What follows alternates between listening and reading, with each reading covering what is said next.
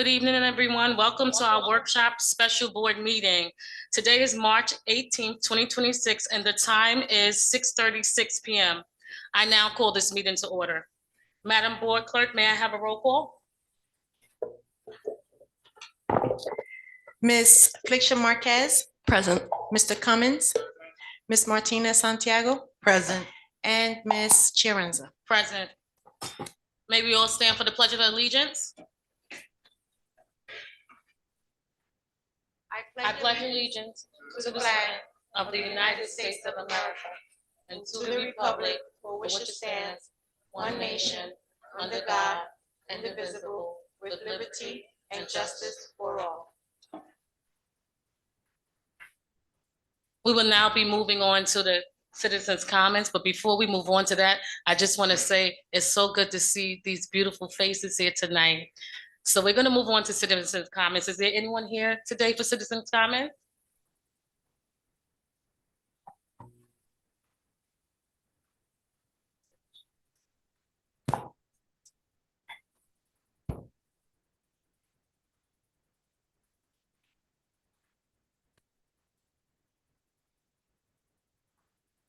Ladies and gentlemen, we're about to convene into public comment period of our meeting.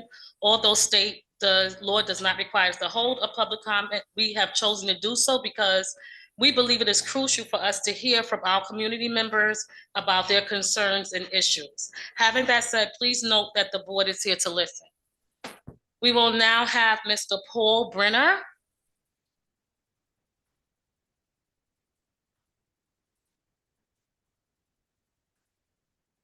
Hello, Mr. Brenner. You may express your concern, sir. Yes, you do. Thank you for allowing me to speak tonight. I'm here this evening to make you, as well as parents and community members, aware of a situation that I recently observed and reported to school personnel. I live across the street from Krieger Elementary. I walk past the school at least 3 times each day.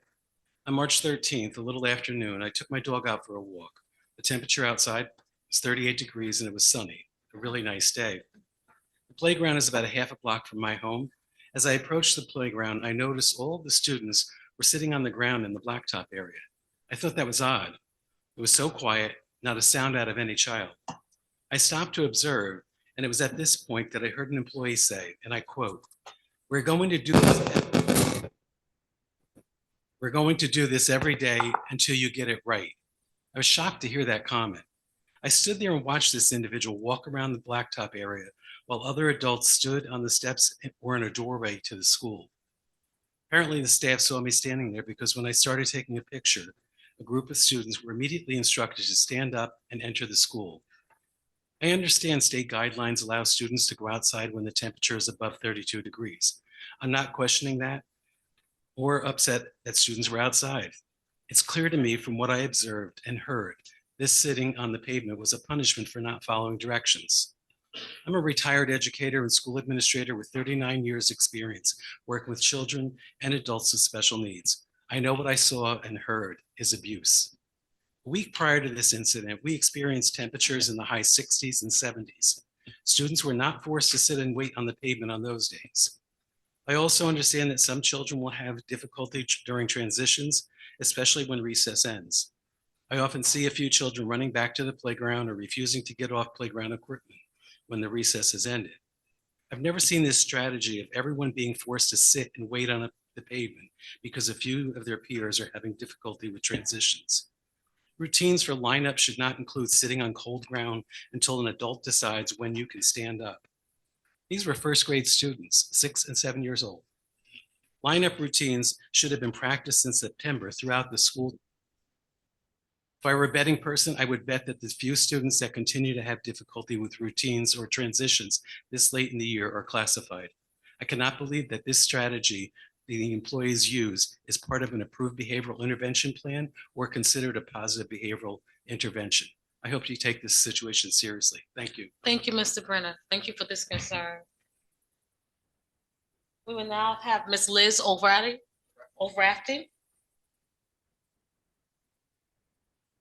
Liz, you can help me pronounce your last name, sweetie. Thank you. Rafferty as the West Indian. Absolutely. Thank you. Okay.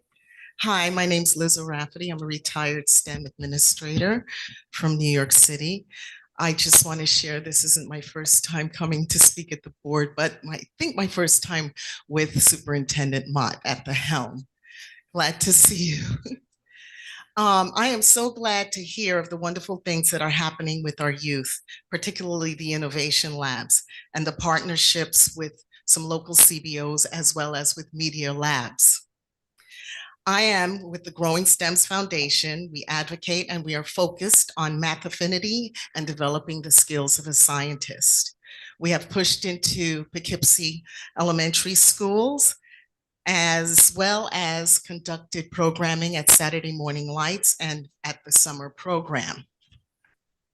So thank you for the opportunity to being part of all the great things that are happening here in Poughkeepsie. Like, I feel like this great cloud's been lifted over the, we've been here since 2018. Just want to say, feeling really great about what's happening. Anyway, with that said, I'd like to find out how one can recommend an MWBE certified consultant to be involved with professional development in the city of Poughkeepsie.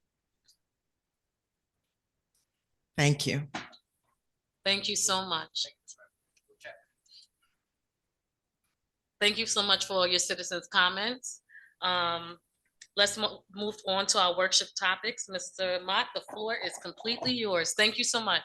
Thank you, citizens, for your comments. Thank you, Vice President Chiarenza, for this opportunity to present during the superintendent report. Very excited today. I think you all have noticed a number of students and a number of parents, and I see principals and administrators with us this afternoon. I'm going to make my way to the front with the students, where the students are momentarily, but they are here because February 2nd, this year, we launched the Superintendent's Reading Challenge. We challenged all of our students to get excited about reading. And we have some students here today that took it to another level.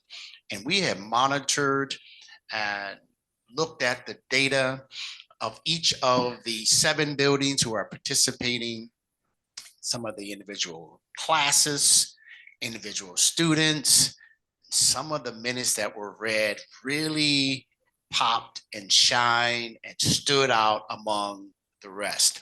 And there are so many students that we could not recognize everyone. Otherwise, we would not have had enough room here in the auditorium tonight.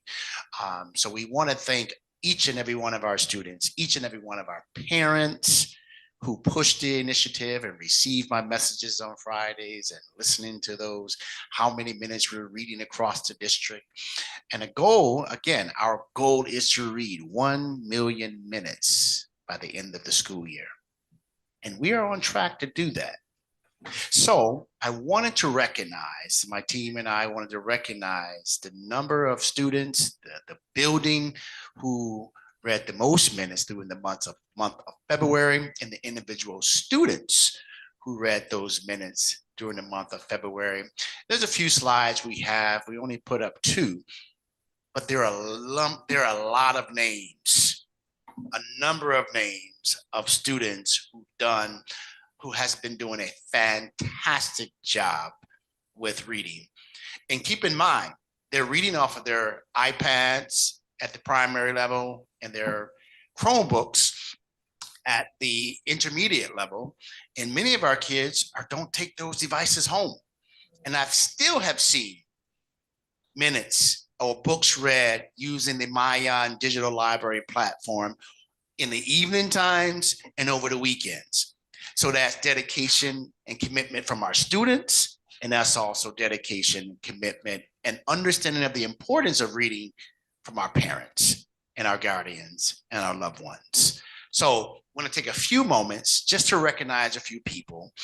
I'm going to call their names. I'm going to come down to the front there so you all can shake my hand and take a picture with your parents. And I'm probably going to ask some of the principals as well to come up to the front because they're here too. And I want the students to see their principals as well.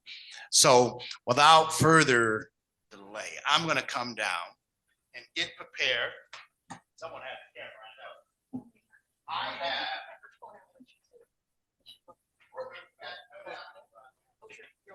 Absolutely. Absolutely.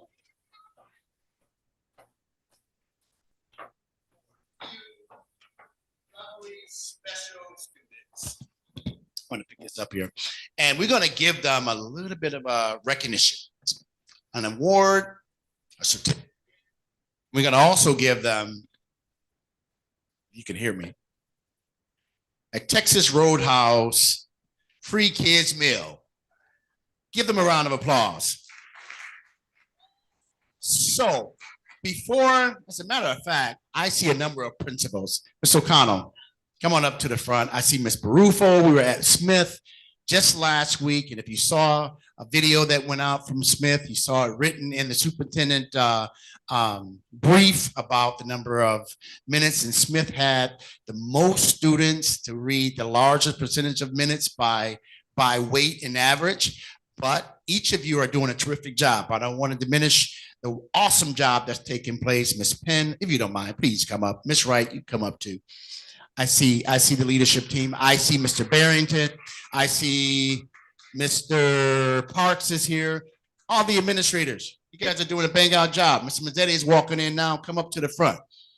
I see Miss Carolina. Come on up to the front.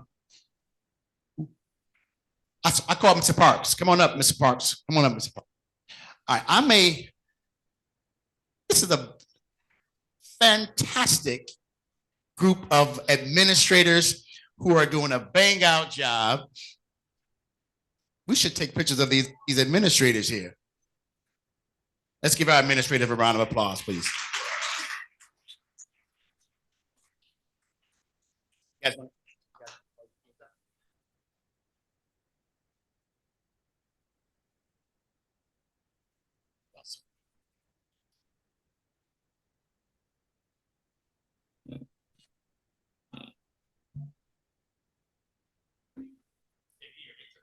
schedules. So I think it's appropriate.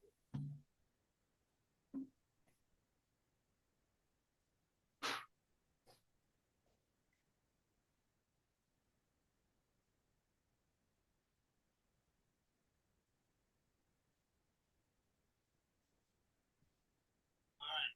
So we have a few.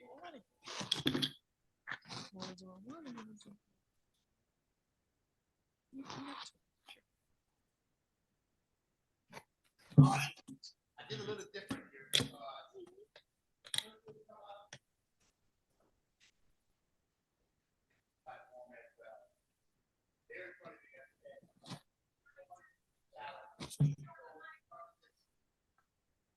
Our administrators are supporting this reading challenge. We started this reading challenge in the middle of the school year, February the 2nd. Many of them had their schedules already devised and created, and yet and still they push the initiative because they understand the importance of reading and the enjoyment of reading. And I did an exercise with Smith and Ms. Barufo, and we got some terrific answers to the question, why do we read? What do you learn from it? We heard a variety of things from the enjoyment, language, background, culture, all the above. So this is a time to celebrate. I'm going to pass the microphone. We're going to start with our primary administrators, and then we're going to go up to our high school folk if we have high school kids here. So let's start with I am so excited to announce Jameer Williams. Come on up.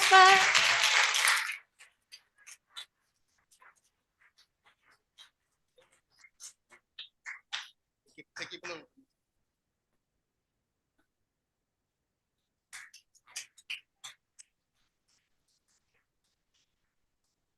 And for Krieger Elementary, I am happy to announce Maya Marquez.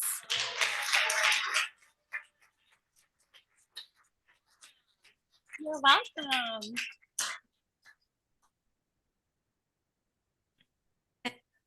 For Smith Elementary, I have Derek Perez Correa.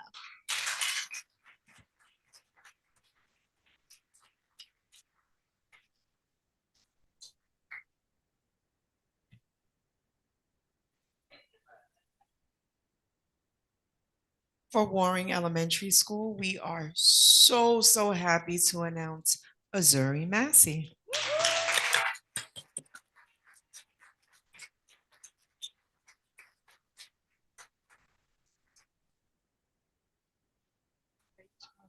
Congratulations.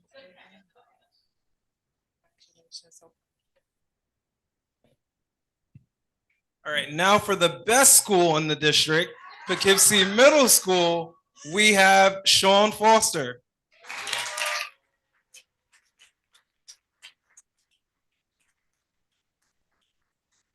And Shang Wei. So I'm Joe Mazzetti. I don't go that formal. And the reason Poughkeepsie Middle School thinks they're the best high school is because they learned from us. Mr. Barrington worked under us and he did a great job, but he still is just in our shadows. I have to say we've really embraced the superintendent's initiative of the reading challenge. We're working really hard. Our students have really embraced it. It's impressive to see our teachers working with them on the Mayan.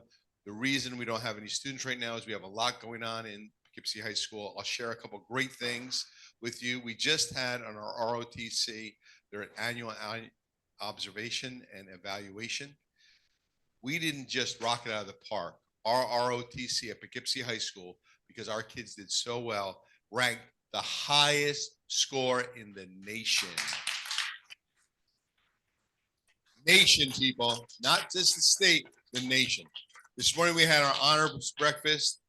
The central office staff was there. Superintendent Mott was there. And under his leadership, I think this is the largest honors breakfast, 129 students.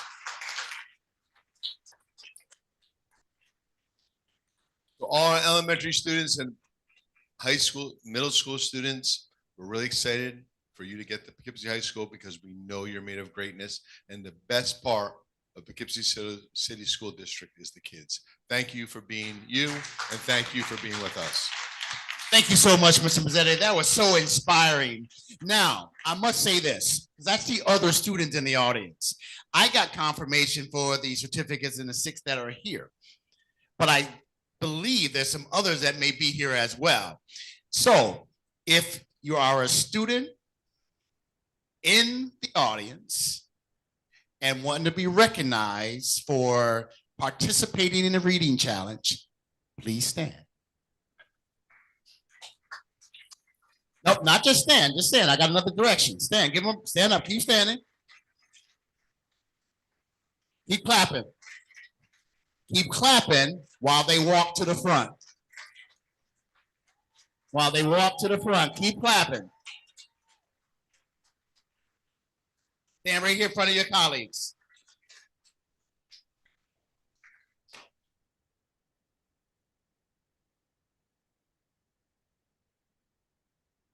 I'm going to ask your name, and then tell me what school, and then tell me who your principal. Alana Stafford, Poughkeepsie Middle School, and Mr. Atkins. Fantastic. Give her a round of applause. Shang Yun Wei, Poughkeepsie Middle School. Poughkeepsie Middle School. Rachel Lee, Clinton Elementary School. Clinton Elementary School. Now I'm going to ask Dr. Scott just to say a few words, because I was at Clinton the other day. He was out ill, and they were doing a fantastic job in that building. So just Dr. Scott, just a few words. Good evening, everyone. Thank you so much. Thank you for honoring these children. They are really working very hard. They have embraced the opportunity to read. They've embraced the opportunity for the challenge, and they are really getting a lot out of it. We're really turning children into readers, growing that love for reading, which is going to be beneficial throughout their life. So another round of applause for these children. They are the ones that are doing it. We're just helping them along the way. And last but not least, Zayden Williams from Truth. Give him a round of applause. It's Zayden. All right, parents, get pictures, board members. If you could get into the picture, Miss, you want to get into the picture? This is a lovely picture. Take a picture here for everyone. I guess I do, don't I?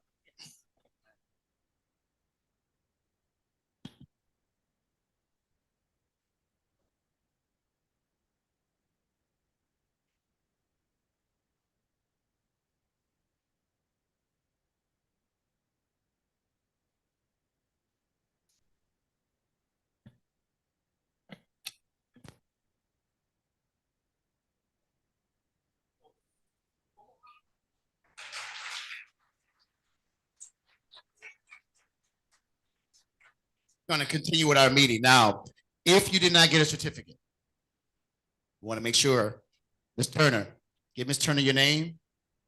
We'll make sure you get that certificate so you can go to Row House and have your nice lunch.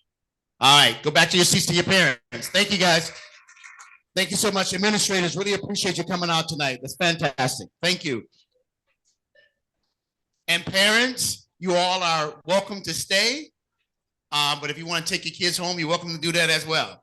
School is tomorrow.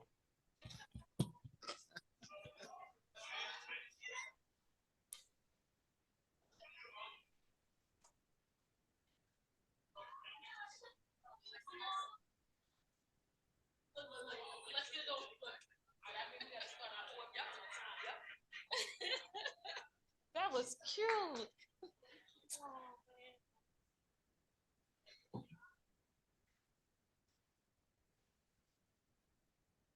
Wow, what a turnout.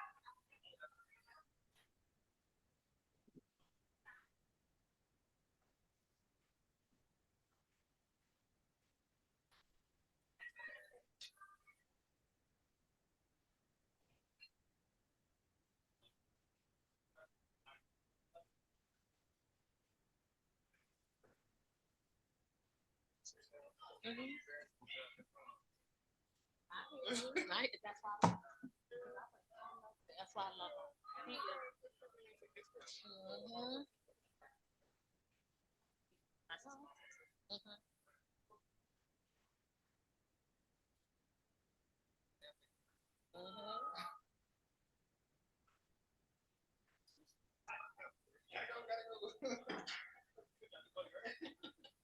But we got 3 middle school. Yeah, I know. I know. I know. I know. I know. It's all right. It is. Yep. Yep.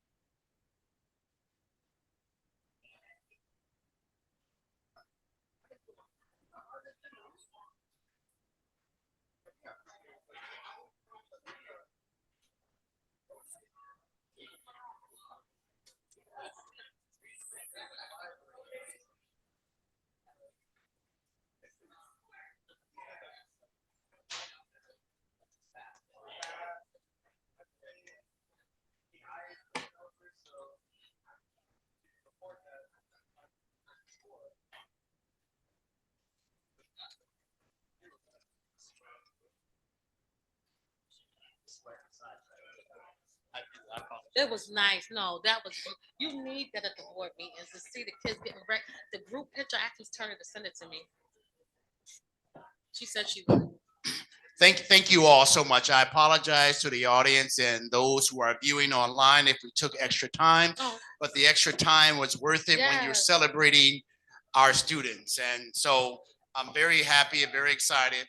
For those of you who would like to stay, feel free to do so. But as stated, school is tomorrow. You are free to go if you want to start your evening tonight.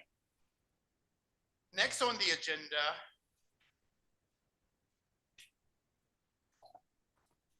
Yeah, definitely. Just want to say it's glad to see. Just to say it's glad to see you all. I am so proud of you and thank you for coming out. So beautiful to see the students. This evening we have 2 workshop presentations. We're going to have Ms. Turner to make her way to the microphone. Our first presentation will address our curriculum audit presentation from the Division of Instruction, our Assistant Superintendent of Schools, Ms. Jessica Turner. And then we're going to have a presentation with our budget by our Assistant Superintendent of Business, Mr. Mike Tuttle.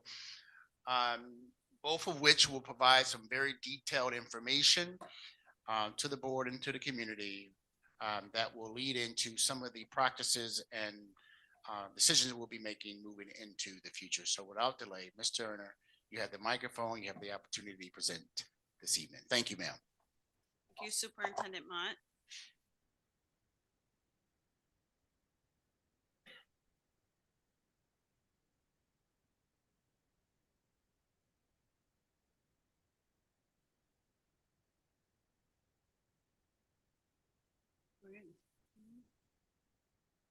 Okay, good evening, Vice President Chiorenza, fellow board members, Superintendent Mott, my colleagues, and the Poughkeepsie City School District community.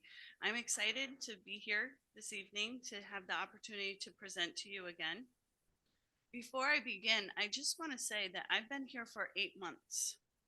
And as I go into this presentation, I want to say that we work with the most dedicated staff, teachers, administrators, assistant superintendents that I have seen in my career. Right. And so this work, while it represents an audit from an outside company, I just want to highlight the dedication and the hearts that our educators have, that our principals have, and also the dedication that our students have to commit to themselves to be the best that they are. And the reading challenge was a great segue into that. We always begin with our mission, right? The mission is our true north because we are champions for our students. And in the Division of Instruction, we have the goal of creating high quality learning experiences so that our students can create pathways of success so they can reach any career opportunity future that they want in their lives. You may recall that under the leadership of our superintendent, our district has been engaging in a deep analysis of our systems, our structures, our organizational capacity, and our instructional capacity. On February 4th, the division under our superintendent provided updates to our key performance indicators. This evening's presentation highlights a focus on the Division of Instruction Key Performance Indicator for the K-12 curriculum audit. This audit was originally targeted to be completed at the end of January. However, because we wanted to focus on taking a look at the 4 indicators that you see on the slide with a high priority on cultural responsive and equitable learning, we extended that timeline to the end of February. We have met that target, and tonight we're going to give you a high-level overview of the results of that audit.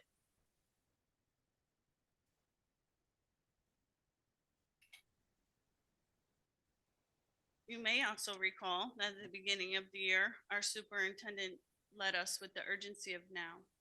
I just want us to sit with the gravity of this slide. This slide represents the results of our current outcomes in our instructional programming. I'm not going to go deep into the percentages, but when you look at our algebra, for example, right now we have 11% of our students who take that exam who are proficient. This curriculum audit helped us take a look at what is the cause of those outcomes for our students.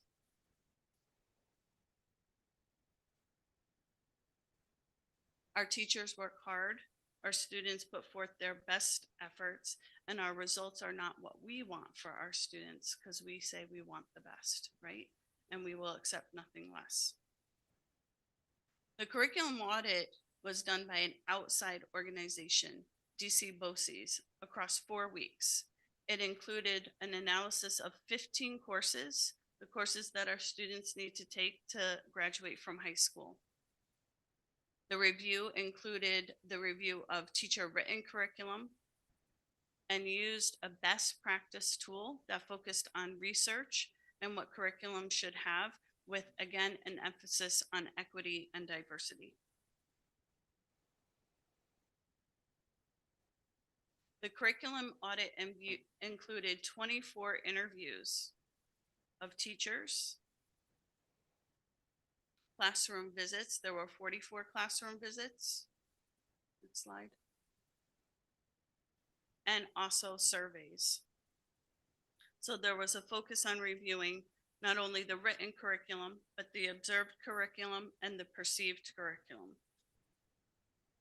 You can see here that the perceptual surveys included 25 questions and use a Likert scale on 1 to 5, with 5 being strongly agree and 4 being agree and 1 being not agree.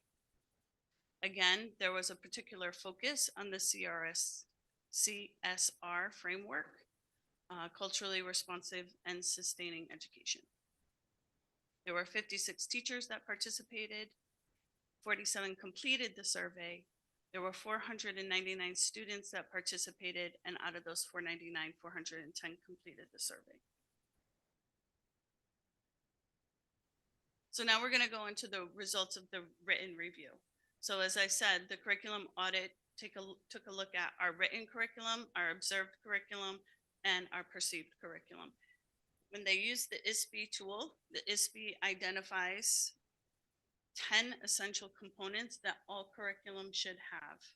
In this case, we'll take a look at reflects depth and complexity required by the learning standards. In New York, that would be the New York State Learning Standards. Out of the 15 courses reviewed, 7 of those courses had that included in the written curriculum.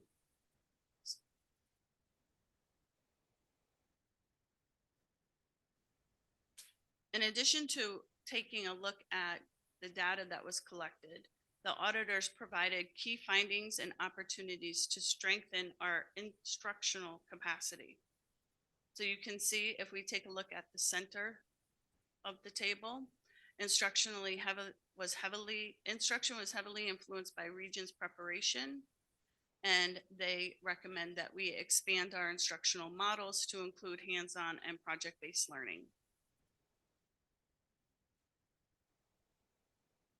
Again, we highlighted the alignment to New York State standards, where if you went back to the previous slide, the 10 essential components of curriculum, we had 8 courses that had that included and 7 not. Here it highlighted an opportunity for us to strengthen was to focus on developing curriculum documents that were fully aligned to New York State learning standards.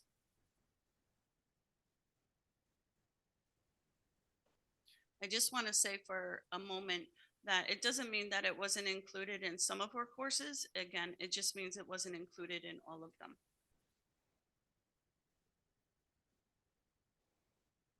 Now we'll go to the observed curriculum. The auditors came in and observed teacher and student actions in 44 classrooms. You can see here, well, I'm going to give you the totals. That was 249 teacher actions that they collected and 188 student actions. You can see here, they used the depth of knowledge with level 1 focusing on recall questions, all the way up to level 4 focusing on long-term projects and complex reasoning. That level, I'm not sure if you recall the presentation we gave for update for the high school, where we shared the portrait of a graduate, New York State's portrait of graduate, and all the critical thinking that the state is requiring us to shift to. The level 4 represents that work and what we would need to shift our classroom instruction towards. You can see here out of the observations of those 249 actions, 117 of the teacher actions were in level 1, and 96 of the student actions were in level 1.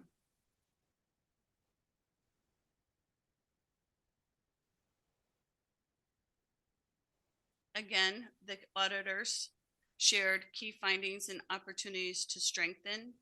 You can see here that there was a high concentration of instructional time on level 1 recall, and their focus or recommendation is to increase instructional time on level 3 and level 4.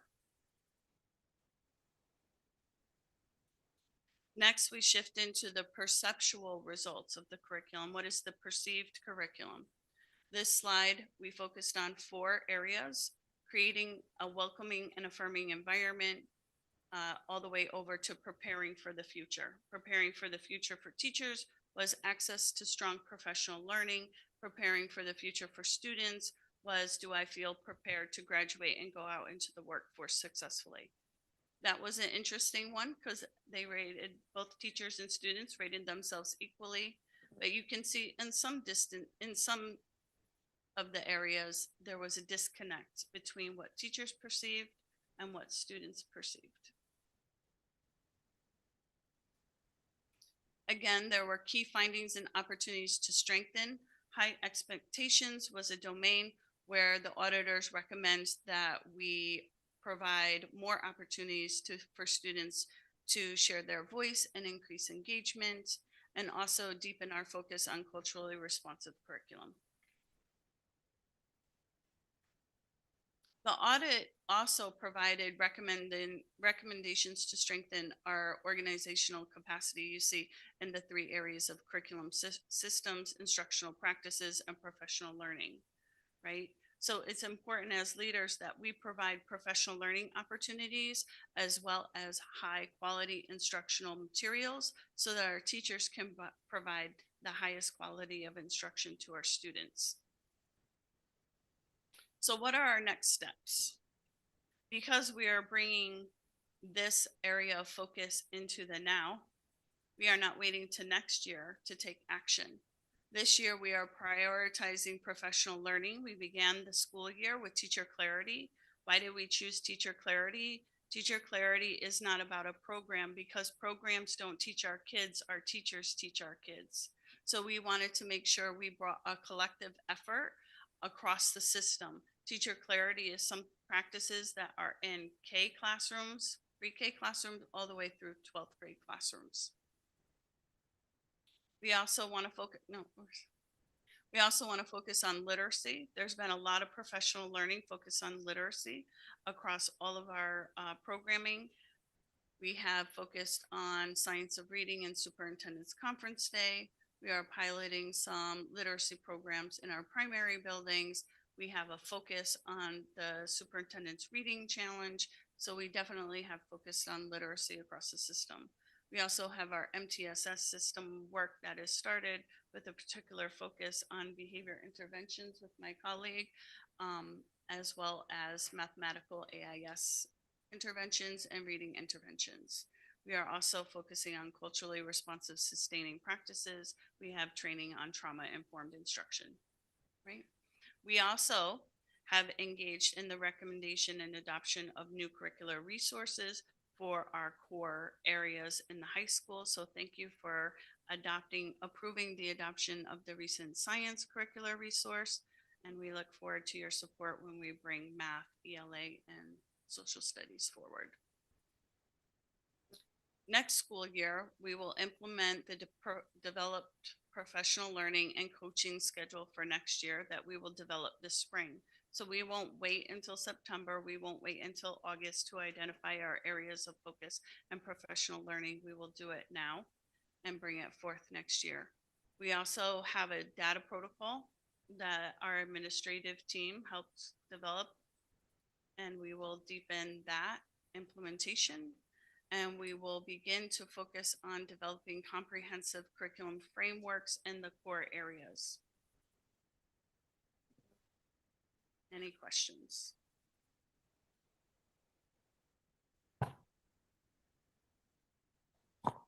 So I'm going to start at the further end. Naomi, do you have any remarks? Yeah, I had a question about student voice. So in the results, the survey results showed a gap between the teacher and student perceptions of rigor and engagement. My question was, how is the district incorporating student voice on an ongoing basis to try and change what we do with our curriculum and instructional practices? Well, as far as what we do with our curriculum, that is something we need to enhance, right? So we right now don't have a student council that chooses curriculum. So that is one thing that we could do, but we'd have to look into that.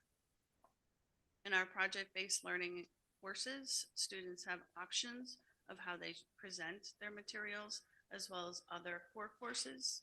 So if you went back to the slide where the student actions or the teacher actions were at level 1, there were other actions in those same classes that were at the higher level. So our job is to identify those practices and decide what we want to amplify across the system.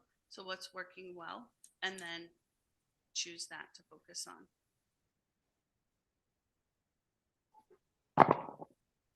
Thank you, Mrs. Turner, for your presentation. I do have a few questions. I'm looking at the key findings and opportunities and strength. Hold on, before we go there.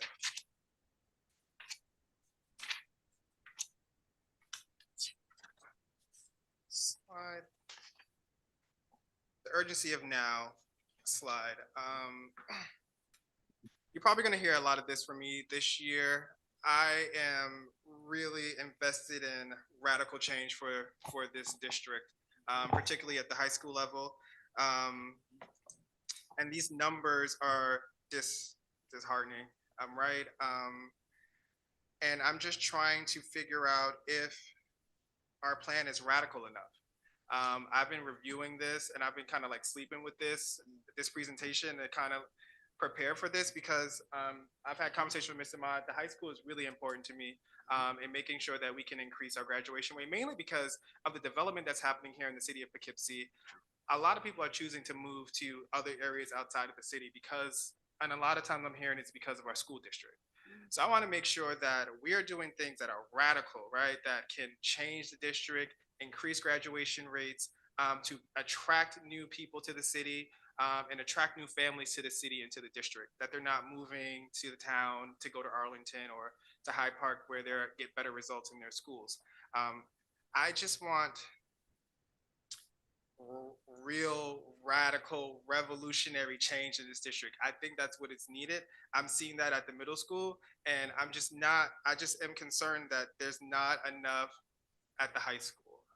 And as I was going through this presentation, one thing that stuck out to me is that there isn't really like a centralized district curriculum and repository, but another thing that stuck out to me is that the students don't feel challenged enough. And I think I had that experience a little bit in this district, and it may be reminiscent of what does happen in this district, where we have great teachers, we have great administrators, but sometimes people get apathetic and kind of lose interest, especially if students aren't interested in learning.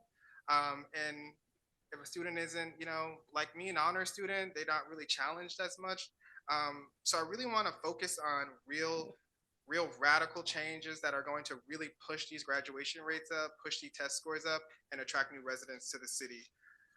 My only other question really was about, sorry, I left my other,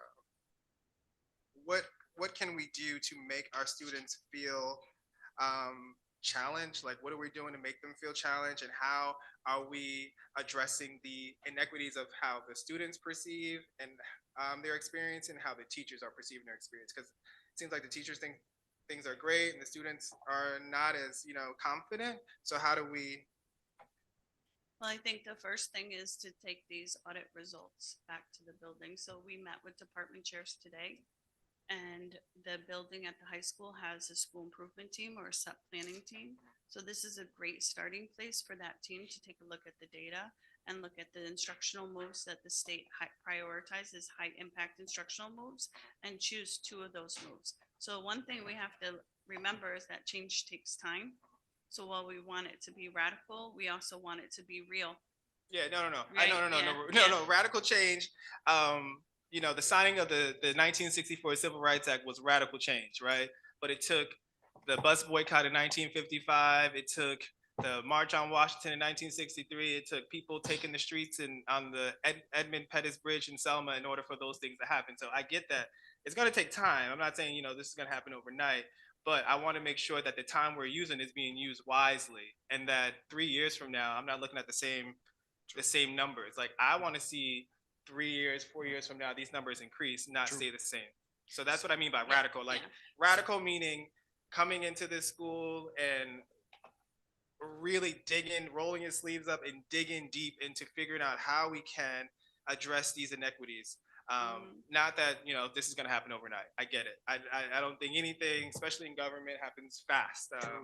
As a public servant, I know it's going to take years, but we got at some point roll our sleeves up and be like, this is the year that we are going to work harder than we did before, to make sure that we're increasing these numbers, that we're attracting new residents to the city, that we're attracting new residents to our district.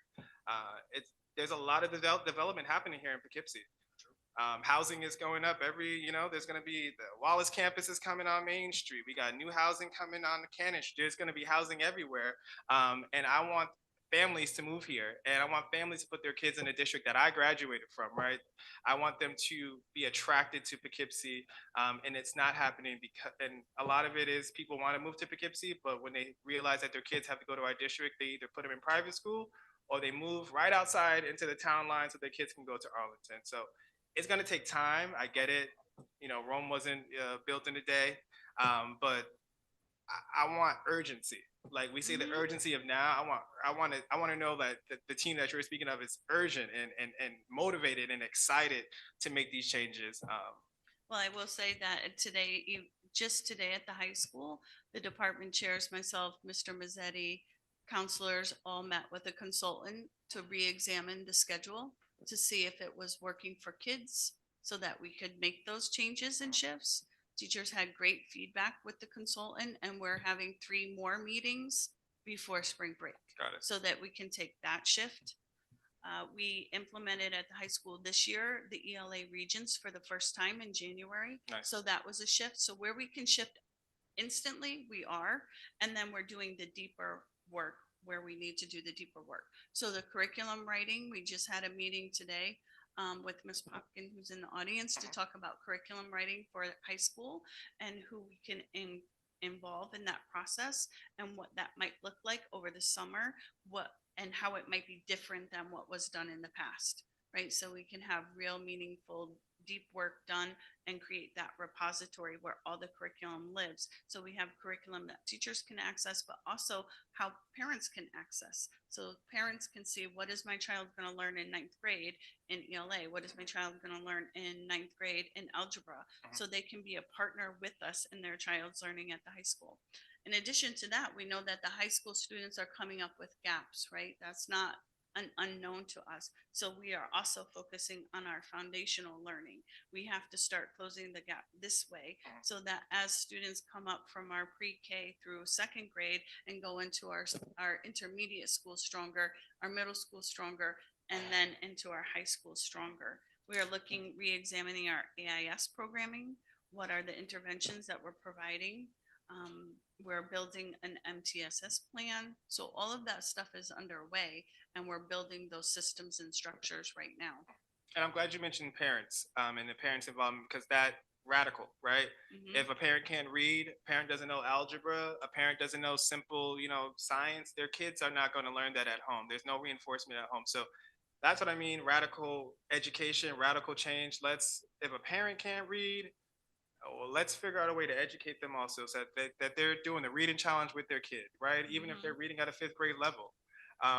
I think we need to do a little bit more investment in community. I think that's what's missing from all this, is the community part of it, right? Because kids only spend 20% of their time here.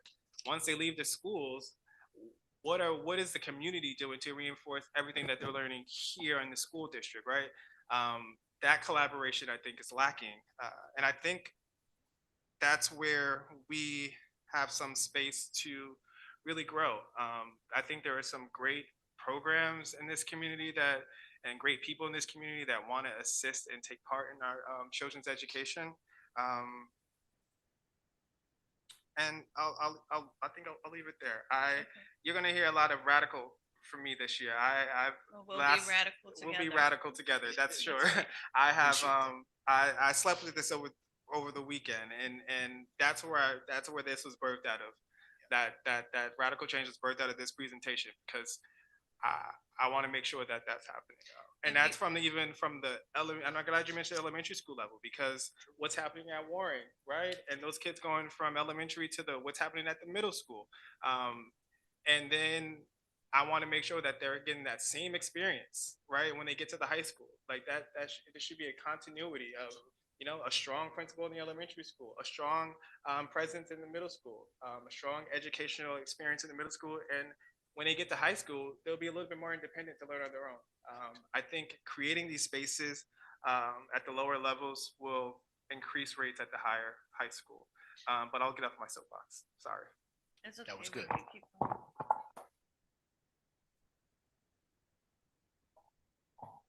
I don't have any questions other than to comment that we haven't, I think, had an evaluation on our curriculum in years. I think that's a good first step. I think in any initiative you do, or coming to a place where you're determining which direction to go, you got to know where you're at. So it's a very solid, good first step, and hoping that we encourage ourselves to be always and sort of that both worlds we're evaluating while we're doing so that we get a pulse of where we're at and where we need to adjust and move forward. So kudos to your team, to the instructional team for all they do every day. Thank you. Thank you. Thank you. So Ms. Turner, the algebra 11%, the earth science 11%. What are we doing in the high school to help those percentages go up? Are we implementing any type of programs? I know you talked about last meeting the AIS. So what are we doing to help these percentages go up to where they need to be? So I know that Dr. Simpson, she implemented a math lab in the Algebra 1 courses. Math lab, you said? Math lab, Oh. yeah. So similar to, there's just an element in the block where it's focused on differentiated instruction. And the math department uses 2 platforms right now to help students have personalized learning so they can close those gaps. We added 1 more this year to pilot, and we are talking about it just this afternoon, so that teachers can give feedback on what's working for kids. If it's not working, we won't do it anymore. So it's taking a look at what we're going to stop, what we might continue, and what will amplify, but really getting teacher voice because they're the practitioners in the room, and what is the response to the students. In addition to that, working alongside Superintendent Mott, we are focusing on tutoring for some students, the identified students who need algebra to graduate, and that is in a partnership with the high school. So the math department chair helped us identify students who could be peer tutors at the high school to support our youngsters, and then we're in the process of collaborating with Vassar, Marist, and some online platforms, because we want, it goes back to voice for students, right? Students engage when the learning is relevant to what will work for them. So we want to make sure that if students have to go home after school because they have to work, that they have an online option, but also we have options for right after school. So we're working through that now and want to launch that in April, so they have time to prep for Regents exams in June. And that was the algebra question. The science question, we just adopted the new science. Yes, kind of the same stuff that we're doing. We are also examining our after-school programming pre-K 12, right? And taking a look at what resources are we using in that program? How are we leveraging that time to enhance instruction? We just provided training with Magma Math. You might have seen that promotion. We talked about it during Miss Woods talked about it during her AIS presentation. Right. And so we're piloting that in our ELT program. And then we're going to be looking at literacy resources because for next year. Right, the help, the extended learning after school, teachers being able to identify the students that are struggling, sending notes home to the parents, your child is in need of extended learning. It doesn't just stop, at the middle school or elementary, but we need that in the high school, a special focus on the high school and it's in the middle school, which I'll get into in a minute. But I'm glad to see that you're implementing those things, because right behind you have the geometry and you have the earth science. So these are core things that the children are going to need in life, to help boost their career challenges. So the ongoing training for teachers and staff. So how many times a year or does the district implement the training for the teachers? Well, principals lead their grade level meetings and their common planning time. At the high school, there's common planning time that principals lead alongside their department chairs on a daily basis. At the middle school, they have common planning time as well. And under Mr. Atkins' leadership, he has his APs take each one of those areas of curriculum, and they lead the professional learning. So the focus, if you recall, the key performance indicators, there was the common formative assessment and the principal data talk. So the principals are really leading that work in their buildings to make sure that's one level of professional learning. Another level of professional learning is the learning opportunities that Ms. Woods provides. And not to cut you, Ms. Turner, that's also implemented at the high school as well. Yes, the principals, because that's a good strategy that Mr. Atkins, implemented it, that the APs are the ones so that it's also implemented at the high school as well, correct? Yes. Okay. And then Ms. Woods provides other learning opportunities across the system. So just this week, there was training on Science 21, which is our curriculum for science in our kindergarten through fifth grade classrooms, because we didn't present it here, but science is a new, in the elementary is now an accountability measure this year, starting with last year's assessments. And so it's really important. The principals in grades 3 through 5 created structures to ensure that our students had the labs that they needed before they take the assessment in fifth grade. So that professional learning is happening. We also have professional learning with a consultant for literacy in secondary. That was a partnership that we developed with Ms. Simpson to ensure that there's vocabulary development, because Mr. Atkins and Ms. Simpson, Dr. Simpson, focused on vocabulary, because we know the research says the vocabulary is a barrier. And so the more we develop our students' vocabulary, the more proficient they become on those assessments. Right. And then we have our superintendent's conference days where we provide professional learning. And that leads into the parent training, because I know with our elementary schools, they do an excellent job, Clinton, Warren, but including the community. And that's important. Trustee Jamar said that, that the start is there, so the parent trainings, do we implement those things also in the middle school? Do we have those parent trainings in the middle school as well? I mean, the data meetings like they have at elementary. Well, what I'm saying is that the parents can also collaborate with their children's learning. Do we have any workshops besides? We have some workshops, but. And the reason why my focus is on the middle and the high school is because that's where, because I'm gonna be honest with you, where the parents take their children out of the district, it's not that we don't have parents and children coming in. They keep them in the elementary, they take them out in the middle school. Yeah. That's where it is. Like, they take them out in the middle school, and then high school falls off as well. So the focus for us as a board, we're trying to see where we can, the deficit in the middle school and the high school, where we can implement the same strong core and structure as the elementary, because our elementaries, the leadership there is amazing. So we want to implement those same things and get the support for the middle school and the high school. So that's why I'm asking you about the parent training and the high expectations as what we have with our elementary schools. So that's maybe something we could explore. Yeah, that's exactly what I'm leading to. Maybe we can implement something as to where we have parent training maybe in the middle school and also the high school. Also, to focus the teachers collaborating with the building administrator. That's important too. Because when my son was in elementary school, the building administrator was always collaborating talking with the parents, talking with the teachers. So, for us to see that at the middle school would be amazing, for them to support their building administrator, because I see where that's lacking, where it needs to be, where the teachers and everyone's in collaboration with each other so that we can make the district a better district. Okay.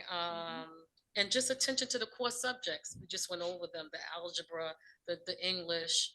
I think that the individualization with the elementary schools, I think if we can get that with the middle school, I know it probably would be a little hard, but to get to that place where the middle school is also individualized with, each child, if we can group them and, try to help with that, that would be amazing. The AIS and the parent workshops.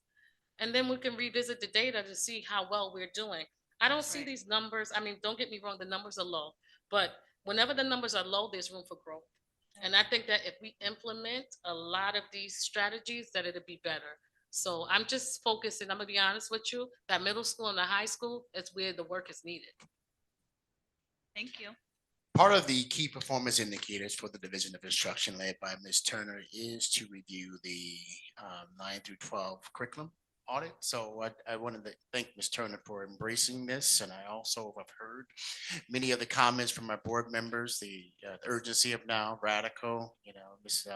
Naomi and I is talking about algebra and how to blitz and tackle that particular course. We're trying to offer kids multiple pathways, try and get a little extra support on how to pass that algebra exam.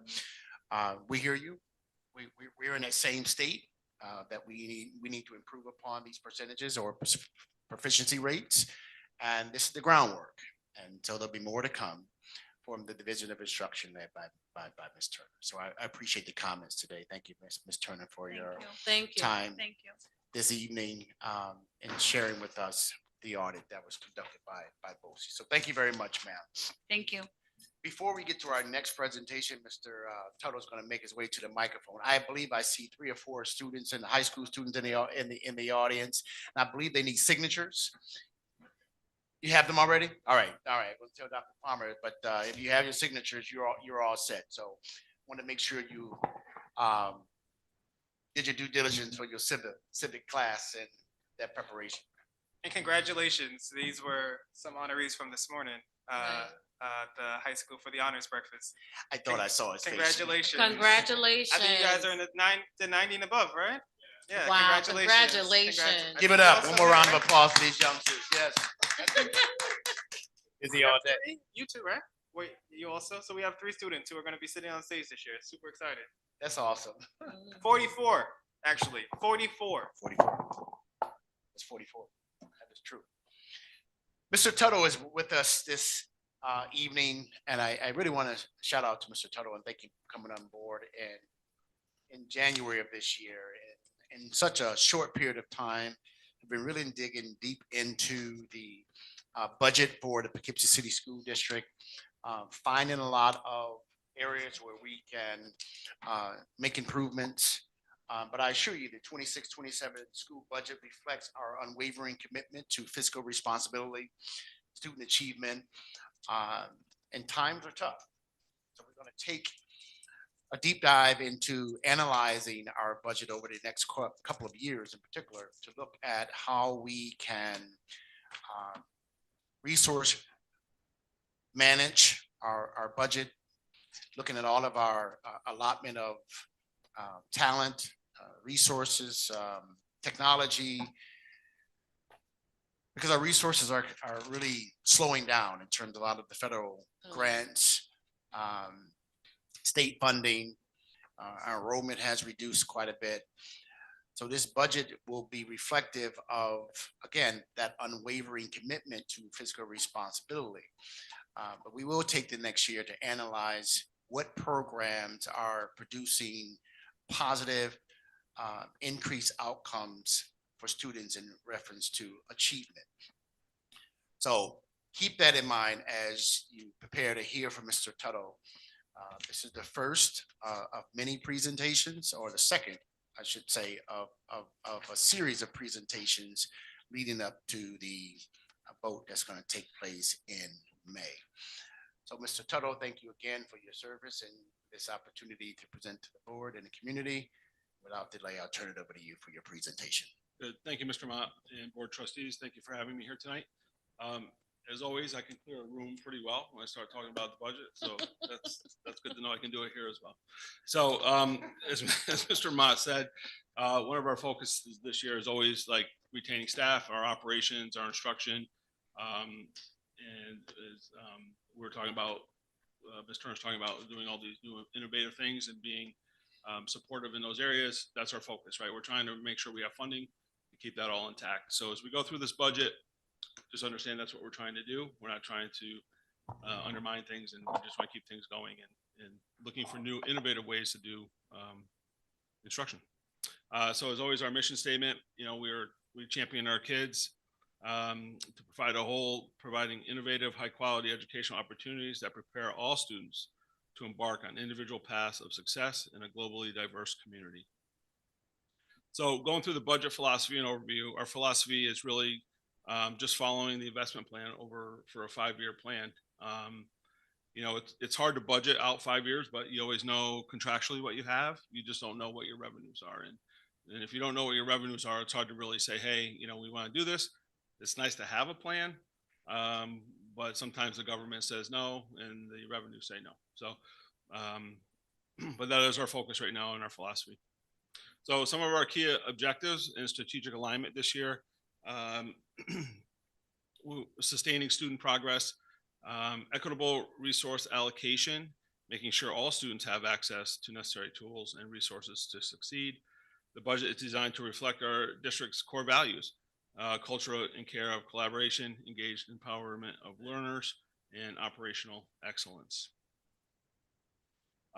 So a couple things in the budget planning, a couple things you'll hear is things about reserves this time today. The restricted reserves are similarly like a savings account. You know, the board approves the reserves and you fund them every year after the June 30th. And if you have extra fund balance, you can populate those reserves. And then we look at carefully tracking our spending and revenues, really focusing on state aid this year and looking at other ways of reducing our spending. What are the trends? Can we do it better with something else? Can we go to BOCES because we get aid back from that? Is there different consultants that we could use? Really keeping the same resources, but looking at different ways of, you know, and value of the spending. And some of our action steps are review all the staffing and salaries. As I said, that's contractual. So those are the things that drive a budget. And if you really look at a budget, it's really 75 to 70% is salaries and benefits of any school budget. Ms. Turner talked about reviewing class sizes, reviewing our BOCES budget and trying to put more services to them so we can get our aid, which is up to almost 80%. So if you spend $1,000, you get $800 back in the next year. So it's a pretty profitable solution for us. Reviewing our debt service, we have a lot of capital projects going, and just reviewing everything that we possibly can. Mr. Ma and I, and a couple other cabinet members spent a couple days just reviewing every code, every budget code that we had, every opportunity, and it was really a good exercise to learn about the district. So one of the things that's really driving some of the budget this year, and this, I'm not sure if people are aware, but the charter school in town this year, right now, we had budgeted 3.5 million. We're estimated to spend about 4.1 based on their enrollment is higher than we had projected. And then the state aid is, you can see it's like 1.8 million. So really a total district expense of 2.3 million. And then next year they're going to a 5th grade, which that brings in another 50 students. They may be up to about 290 students there. And the the calculation is right around $17,000 per student that we owe. So we're anticipating a little bit over $5 million for next year for charter schools. And you can see that's where a lot of our funding is going as we go through this budget. So this is the information I had as of March 13th. And that's all I can really go off of based on estimating and looking at next year, based on I had talked to the folks over at the charter school. And then the anticipated aid is less this year, about 400,000. But I think that may be a little due to the data collection and what we had submitted in the fall. So we're actually working on making sure all those data buckets are correct in level 2, which is the student repository, and then also the ST3, which is the financial repository. So we're looking at an additional, the anticipated expense is about 3.6, if that is in fact what the numbers are, and that's what we actually have to allocate. So if we look at other investments, the health plan, last year the district had budgeted 22 million. Right now we're projected to spend about 1.3 million more than what was projected. So that was about almost a 6% increase over that year. And I think we did some budget transfers for that. And then next year, we're budgeting right now 24.6 million, and that's another budget increase of 1.1. So if you take the 2 years and combine them, it's 11% over the 2 years. And there's been talk about BOCES is going up 9 or 16%, and then now 9.8. So we've already incurred some of the increase from this year, and then we're going to carry it into next year. And it's really just projected on, the health plan is projected on claims. So if you look at the month to month, 1 month maybe $1 million, 1 month maybe 3.5 million that we owe. We can't predict that. There's no way, right? So usually you see in the winter, people are, there's more opportunity for flu, COVID, things like that, and you see things rise. So that's what we see, and as a trend, that's the trend I've seen for the past 10 years doing this stuff. So some of our mandated impact, we talked a little bit about charter schools. Our health insurance is a mandate. Other employee benefits include Social Security payments we owe, the FICA, ERS, Employer and Retirement System, the TRS is the Teachers Retirement System, and workers' comp. That equals about $12 million. That's our portion of every employee in the district. And other obligations, we have foundation aid in the community schools. It's called the set aside. Although they don't show it in the budget, it does exist. It's about 2.5 million where we have to allocate 2.5 million of our state aid to specific categories. And mostly we focus on social workers and crisis interventionists with our community schools. So that's right about almost $44 million in just mandated impact before we open the doors in July 1. Some of our revenue sources as we go through, and this is really what drives the budget. You have to get the revenues before you can create the budget, right? And so this is where you really like turn over every rock looking for money. Where are we going to find extra money? And a lot of it is the data collection, which we're working on, and just looking at all the different avenues. So property taxes, that includes our property taxes, the STAR tax, and the pilots. The pilots are the payment in lieu of taxes, where a new business will come in and they ask for like a 10-year, hey, I'm starting up. I just want to, can you give me some tax relief? I'll pay this specific amount, not my full value. So that's what a pilot is. Total local sources, about 15 million. So that's with reserves and fund balance, things like that. And then our estimated total aid this year is about 105 million. And that's what we're hoping, where the governor comes through and really gives us a little bit more than we have put in here for projections. That would be wonderful. Some of our other state aid, federal aid, almost $1 million. That's like ROTC funding, Medicaid funding, all those other little things that we get from the government. And one of the things we're going to use this year, we belong to the Dutchess County Workers' Comp Consortium, and they actually are pretty well funded over there. And we actually, with our payments, we get dividends. So we're going to actually pull out $498,000 of the dividend to cover some of our revenues this year. So the total revenues, not including, it does include fund balance, is $156,908,757. If we look at our tax levy summary, this is the thing that we have to put into the state. Usually by March 1st, we have to submit this tax levy, what we think are going to propose to the community as our taxes. If you read down, last year our tax levy was $33,539,639. The line 4 down, the tax base growth factor, that's like a ridiculously low number for us. Like it's less than 1%. So you can't really grow much of your tax levy based on that number. So all in all, when we get to the bottom, our proposed tax levy, the highest we can go this year is $34,952,161. This is all based on the state. So when the state says 2% tax levy, it actually can be more than 2%. It's based on all these calculations that you put in. If you're using more money for reserves and fund balance and more money for equipment and capital projects and things like that, and it comes up with this equation. So this year, we're looking at actually using as much of the fund balance, or actually the tax levy, as we possibly can. That would be a 4.21% tax levy, and that's 1.4 million over the last year's tax levy. And some of the key factors, as I said before, is that really small growth factor, and the allowable levy growth factor is 2%. So every year they're going to give you 2%, but you have to be able to get to 2%. Some districts don't actually get to 2% based on the amount of extra capital and things that they use inside the district. And then our pilots are a little bit more this year, about 100,000 more. So we keep track of those very well. And if we look at our foundation aid, here's the state aid runs. This was, as of February, I got a new run from Questar.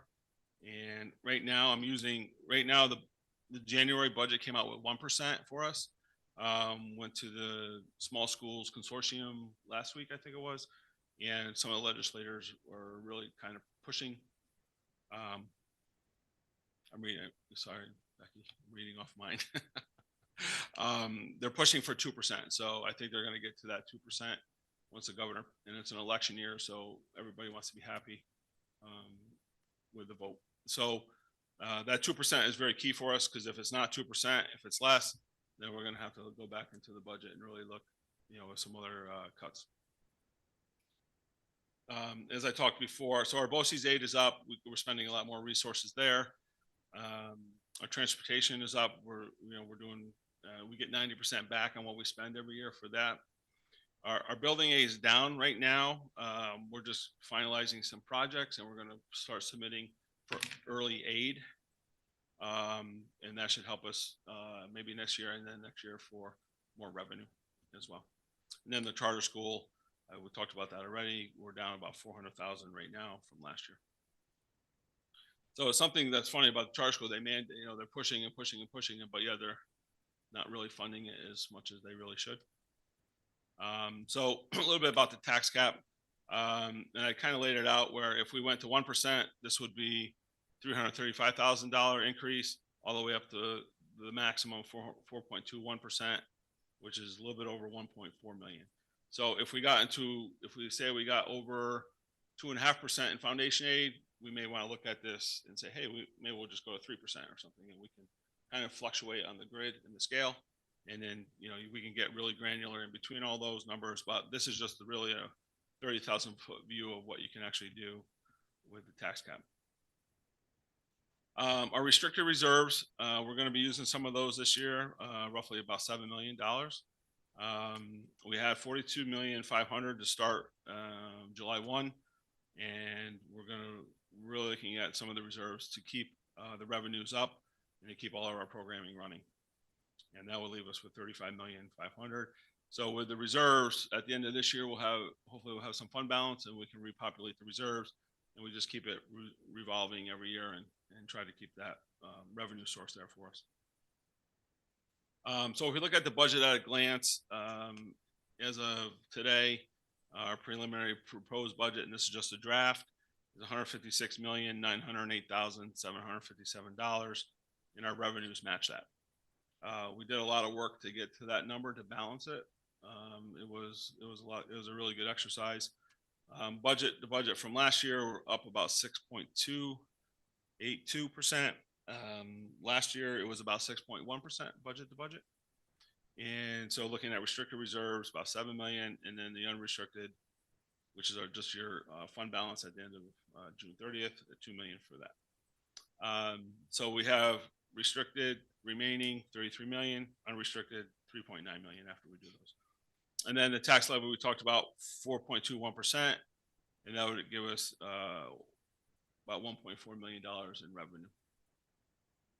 One of the things that's happened, and this is not indicative just of Poughkeepsie, when the federal government was giving us a lot of money and the states had a lot of money, you didn't really need to increase tax levies, right? Actually, in Middletown, we went down 5 million because they gave us, we had some money. And so now we have to start catching up a little bit because that's part of the important part of the revenues that we're going to need moving forward. So if we look at the three-part budget, this is the state mandate. You can see where the administrative is 21 million, the capital 20 million, and then the programming is 114 million. The programming is the biggest budget of all. It has all the teachers, the staff, the support staff, and all those things that happen for inside the instruction. And we went through that pretty in detail over the past couple of days. So the budget at a glance, we talked a little bit. It equals the budget revenue equals the budget proposed budget, and so we're looking to hopefully keep that based on the governor's runs of 2% foundation aid, and we hope to keep that right at that number. Again, when we come back in April 8th, I think we'll be asking the board to approve the budget, and hopefully we'll be at that same number. And not sure if the governor will have the budget done for the state by then. It's due April 1st, but it's never done on April 1st. We talked a little bit about what happens if the budget is defeated. There can be a second vote, or you can just go to contingency, depending on where we are based on the voting numbers and what the board feels and the community feels should be done. If you go to contingent, that removes a lot of equipment purchases, a lot of extra things where you have to charge people to use gymnasiums. There's a lot of rules involved in it. It's not really the most favorable thing to do.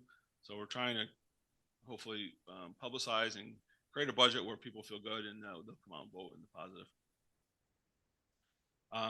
So as we go down tonight, obviously March 18th, April 8th, we'll vote. Tuesday, April 28th will be the BOCES elections here at 6:30. And then we do a budget hearing May 6th. And then on Tuesday, May 19th, we'll have a school board vote and school board elections. Any questions? So board members, again, thank you, Mr. Tuttle, for that thorough overview and deep dive into the budget, how we got to this point. And I also appreciate you sharing with the board and community how, during those COVID years, those grants now have expired and now the state cannot make up the difference. And so now the voters will have to make up the difference if we want to sustain the programs we have in place. But I wanted to share that before we got to the Q&A. So thank you again for your presentation, Ms. Chiarenza, board members, Q&A.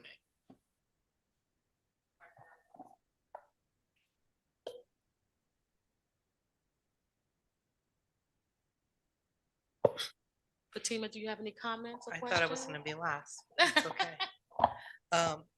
Clearly, you know what you're doing. You did that with ease. You've laid some pretty big numbers at us. I think one of the things that we should be prepared for is that there are going to be a lot of questions from the community about the increase in our tax levy and really understanding why that is. Because I can anticipate some pushback in the past. We've gotten some pushback on that and we want our budget to pass. So it's good that you put that already out there. What does that mean if our budget doesn't pass? And what are the sort of what that looks like, right? If we don't bring our tax up, what do we lose? If we don't get the budget passed, what we also lose there. So Right, thank you. Just to add on to that, we go back to the same budget numbers we had this year. Right, so we have to cut some cuts. There'll be some cuts. I think you were kind of alluding to this, but that this is not just unique to Poughkeepsie. No. All districts are contending with these issues. And also, I think on a national level, health insurance costs have skyrocketed all over every industry. So that is normal we're going to see that too. Yeah, when I was at the Small Schools Consortium last week, a lot of schools very similar to us, demographics, population, location, in square footage. A lot of them are laying off 70, 75 people annually. Like it's tough. They're having a tough time. So we're trying to weather the storm here and then hopefully figure out during this next year how we really dive into what programming is working, what's not working, looking at different services. I think that would be important for us to do. I cannot underscore that point that we are going to do a deep dive into and analyzing what programs are producing outcomes for kids. And if they're not, we are going to have to, manage our resources and manage the allotment that we have allocated for certain programs to see if they're working or not. And again, we're not unique. This is happening across the country. I can tell you in particular, colleagues here in Dutchess County are having these same conversations with their communities regarding increasing the tax levy and in some cases piercing the tax levy. So it's going to be, a little bit painful moving forward over these next couple of years. And some of what we're presenting tonight is contingent upon what's produced by the state later on this spring. If we don't get the results we're hoping for, we'll be back again at the Finance Committee, particularly talking about some things and back to the board to share with the whole what our plans would be in that regard. Jamar? Thank you, Mr. Tuttle, for your presentation. I do have a few questions. First is, on the budget planning process, in the middle column, it has carefully tracked spending and revenues and looked at ways to reduce spending. Do you have any idea of where we'll be doing some cutbacks? So really just at a first glance, what you do is you look at what we've spent this year in a budget code, and then you kind of go back a year or two and see if you trended, are you spending that amount? And then we try to, if we're not, then we cut that budget code down a little bit, right? So we're looking at all of those. As far as looking at the state aid, we're looking at all the buckets of data. Like we have to put all of our student population, like the charter school information, and all of those, our textbooks and things In fact, I talked to Mr. Mott, and on April 8th, we bring to the board a contract for a state aid specialist to come in and really go through all of our general fund, the special aid, special education, transportation, and usually they find where you may have not put in the right information, and this happened to me a couple times, and it's okay. Like, and then they provide some more revenue for you. So we're looking at all those avenues as well, and really looking at pushing more services to BOCES. And one of the things we just did, the tech director Ed Spence and others, we just did a whole software audit. Like, what are we using? How many clicks is some software going? If we're not using it, then we have to really say, hey, do we need it or not? So those are the things we're really diving into right now. And then just to piggyback off of what Trustee Martinez Santiago was saying about the tax increase. I'm not sure we realized that the city of Poughkeepsie increased taxes 8 to 8.5% this year. Oh, did. So on 8.5 to 8%, and then we have 4.21% here with school taxes. A few of us are going to be knocking on doors next month for election time, and I'm just trying to figure out how we explain to the taxpayers this much of an increase with not a lot of results, unfortunately. I think that's going to be the question: is how we increase in taxes, but this district isn't getting any better, right? So I think they work hand in hand. I am concerned that we are going to get a lot of people in here for that budget hearing if we push a 4.21 tax levy increase on taxpayers in the city of Poughkeepsie, mainly because the city just increased taxes on property owners. And to that point, that's why I gave you a grid so you can actually see what. Yeah, so I'm hoping we can what the like implications are. scale it back a little. As much as I know we need, I just can see this not being not reflecting good on the board, not reflecting good on Mr. Mott.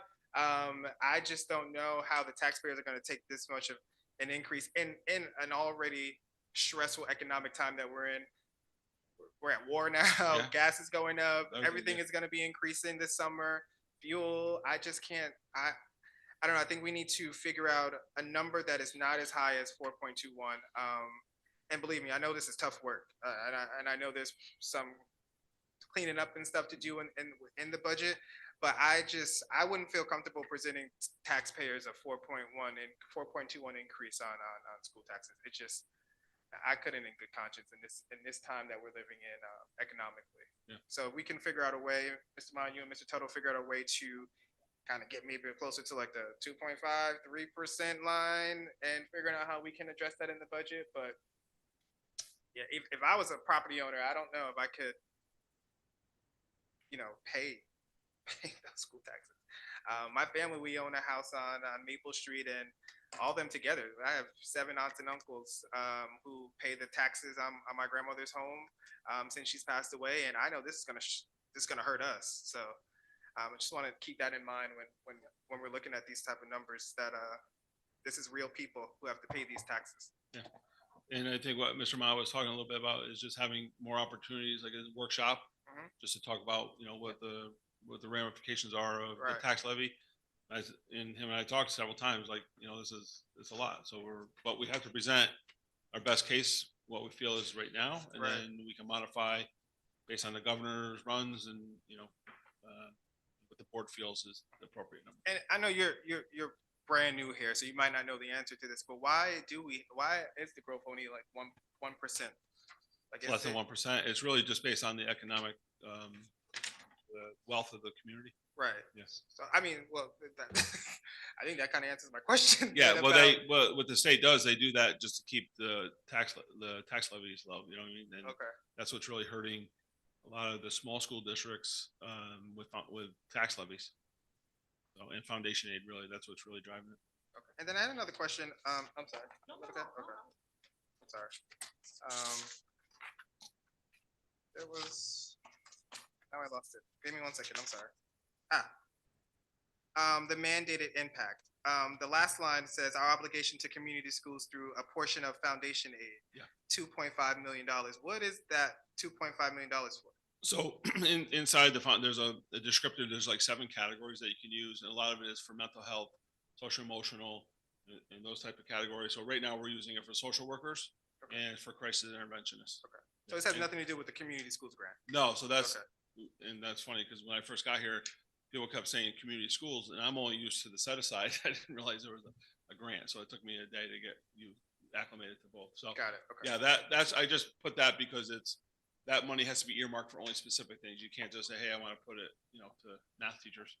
You have to put it to a specific category. Got it. Thank you. I appreciate it. Yep. Naomi? This might be a question for Mr. Mott or the greater group. The charter school is obviously a big hit. It's a big impact. My question was, does the district do any sort of formal exit interviews with families? So families that leave to go to the charter school or families that leave to go, to take them out of the middle school time frame. Do we collect any data on that? And if so, can we do something about it, to try and capture some of that audience to get them back, or develop programs that might convince them? Once we improve our overall system, we will capture our kids, our families. They will return. There are many reasons why families go and enroll their children in the charter school. It can be uniforms, it can be smaller classes, it can be a variety of reasons. They want new opportunities. Surveys we can do, QR codes we can send out for anonymous feedback. We might get some, we may not. But I do have it on my agenda to have a conversation with Ms. Cruz, principal over at the charter school. But you make a valid point that to understand why parents are shifting. But it's been a long history here in Poughkeepsie, and it's going to take us some time to really change that image and branding. And it starts with high-performing outcomes, and not just outcomes. It's the SEL as well. It's making sure our kids feel a sense of belonging, feel safe in school. There's multiple factors into why families may shift their kids to a charter school. We do what we can. We embrace the charter schools. I do in particular because they still are educating kids.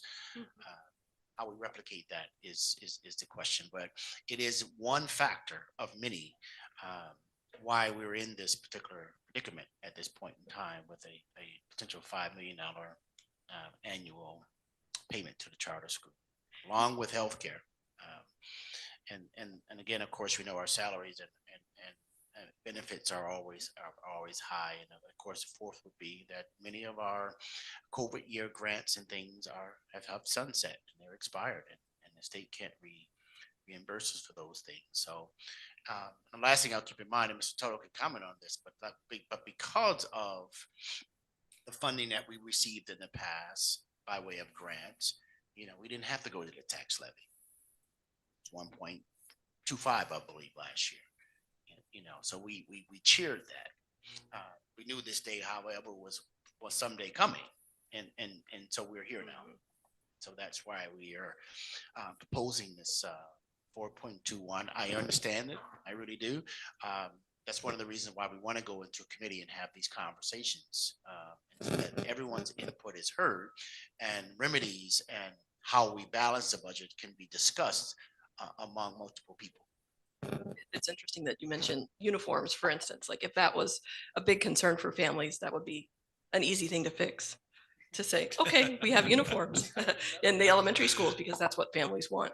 So no, it's funny you say that. I was meeting with a group of kids this week, and I was actually at Warren, and they were pushing heavy against uniforms. But what I will say, but because we're public, we can't mandate it. It would have to be a choice for that. So we have to keep that in mind as well. So you can do an initiative at the building level where the principal is pushing uniforms, but consequences for one who may not be in uniform, it can't be the same as it would be in charge. So keep that in mind too. Yep. But it is a good concept. Yeah, I think it just goes back to student and family voice. And are we listening? Yeah. And are we listening frequently? And then are we doing something about the feedback that we gather? Fair point. I think Jamar has another question, and I'll say my comments. Go ahead, Jamar. It's all right. I'm just writing stuff down. I will say in the SAFE committee meetings, uniforms come up all the time. Those kids, people want uniforms. But are we aggressively seeking state and federal grants right now, like to make up some of this? Yeah, I think Ms. Turner is actually engaged in looking at a new grant right now with BOCES. Okay, all right. As long as it's. I'd rather let's find every avenue before we lean on taxpayers who can't buy groceries. We actually have a consultant, I believe that. We are. Maria Flanagan, we've been working with her for quite a bit of time. And so we have her out seeking grants as well. And as stated by Mr. Tuttle and Ms. Turner is definitely seeking partnership potentially with BOCES or independently for the school district to be rewarded a grant to support our extended learning time program. And so maybe we can take that 1.8 we allotted last year to put in other areas.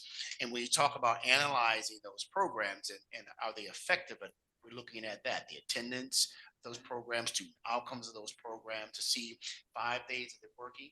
You know, are kids attending for 5 days? Is it a dip from Monday to Fridays? We're seeing some of those things actually take place. So we're reevaluating the whole.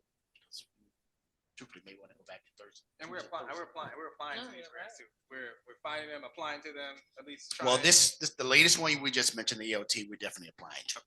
Sure. Okay. All right. Good question.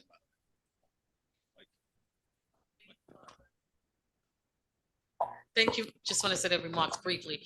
Thank you so much for a very thorough report. I like when you indicated that we had aid before with COVID, but because of a lot of things, they have taken the aid away. That's important to remember that we had a lot of funds coming in, and now that it's settled down, we're left with what we're left with. So we're hoping that the government will give us more. So to someone's question, the small city districts and the Dutchess Board, school board, they did advocate last week. I believe they went to Albany. So they are trying to advocate for the small districts. So we're trying, and along with Ms. Turner, thank you so much, Ms. Turner, for trying as well. It's not like they're not, they're seeing us, and we're trying to get help. I couldn't attend in Albany, but hopefully when the meetings come out, we'll be able to attend. If I can't, maybe someone on the board can go. The capital projects, I'm hoping that the capital project that we will get, more aid for that, because it's amazing to see the building that is on College Avenue. And I think our board member, trustee, Ms. Naomi can attest to that. It's good seeing a building that was like demolished and horrible just be built up in the community. I mean, that's wonderful. So we're doing good things here in Poughkeepsie. Now, I will say in regards to the taxpayers, and maybe it's the elephant in the room. So when you have the south side of Poughkeepsie, when I knocked on doors with my election, it wasn't so much the taxpayers. They didn't really care about that. They wanted the kids to get what they needed in the district, meaning the education. That's what they wanted. Now, when I knocked on the other doors on the north side, it was a lot what Trustee Cummings was saying, that I don't want my taxes going up. So you gotta, like, Poughkeepsie is a very, it's a balance of basically, but it's a balance. So to make a long story short, people like me, to be honest, Jamal, I don't care how much the taxes go up. I just want my children to get what they need to get. That's it. Because if you go to any other district, people are taxed, they pay what they have to pay. If you can't, you got to move out, and I think at this point, because the children need, I just want them to get what they need. Students with exceptionalities, it doesn't matter. Of course, you don't want to be taxed tremendously, but if that can help our little district, then it can help the district. The other thing that I wanted to say is that the 5 million, I just hope that we get the aid that we deserve. That's what I hope that we get. Yeah, that'll be one of the things we do a deeper dive on with the charter school, just verifying student residencies and just to piggyback on what Naomi was saying in regards to the charter school, I know that for me personally, I wanted to keep my child in the district because I wanted to be a part of the district, and whatever deficiencies were there, I wanted to help them. Help the district flourish and be better instead of putting them in a charter school. And I'm glad that I made that decision because we have awesome teachers in this district. Yes, we had a percentage, but it can grow. Yeah. It can grow, and you need to invest in your own. So in regards to the charter schools, I think people, they have their personal opinions of why they put their children in charter schools, maybe individualized attention, uniforms like Trustee Jamar said, but I'm invested in this district. So Let's see what we can do. Madam, I did have a follow-up question. Yeah, sure. So, what is our cost per student at Poughkeepsie? I don't know that. I think the last time I saw was like 22,000. Yeah, well, they usually average it between SW or students with disabilities and gen ed students, but I can look it up for you. Yeah. I didn't research that yet. I'd be curious to see, and I just want to make sure if I'm accurate on this. The students that would be attending Little Water Prep are our kids from the district. So inevitably, if the charter school didn't exist, we would still have this cost, correct? Well, we'd also get that. No, if they were with us, we would get the aid. Right, but it's whether it's going to the charter school or not. Yeah. And I think we do get the aid afterwards. Do we not get reimbursed fully? We don't get fully reimbursed. No. Okay, but regardless, it's a cost. Yeah. Right? If it's being funneled to the charter school, it'd be nice if it stays here. Correct. But it's still a cost that's going to exist, is what I'm saying. Yeah, so the state has, with the UPK grants and the charter schools, there's funding, but a lot, we're fortunate we have some UPK here. My previous, we did not. Also, all of that money went outside the district. It was not for any of our operation at all. But although you're educating students, it doesn't help with our facilities and things like that. So but it's good to be really clear about these pieces. Yep. Because So I just want to piggyback on what you're talking about. Like, one of the things that I've been trained to do is always keep the budget so we can make schools clean and nice and beautiful. And it erases like the look of poverty. And so kids want to come and they feel like they belong. So that's part of the budget process, right? And so you talk about kids going to charter school, maybe that's some of the things we have to do is really make sure the walls are painted, make sure the floors are good. I walked into high school today. I was really impressed. It was really nice.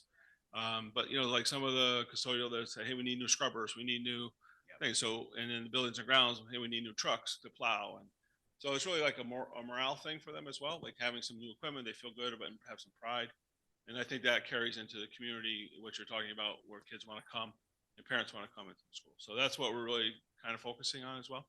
And just to piggyback over what Mr. Moss said, I love what you said. We're improving because you have the charter school, but we want this district to also have exactly what the charter school has. But the people like me will choose to keep their child in this district because I believe in this district. And I love that, Mr. Tuttle. You're right. The auditorium for the high school is amazing. Beautiful. It's beautiful. And now they're working on the middle school. So we're getting there. It's just gonna take some time. Yeah, the cafe at the high school was really nice. Beautiful. Yeah. Shamika did a great job there. That's it. So board members, that does conclude the 2 workshop topics, and particularly the budget. Thank you, Mr. Tuttle. As one board member said, you can tell you know what you're doing. So we appreciate you, man, so much. So, Ms. Chair Renza, that concludes the workshop topics for this evening. Thank you. All right. Can we move on to the special meeting, board clerk? Agenda? Okay, so where it's 8 through 1 through 8 through 5?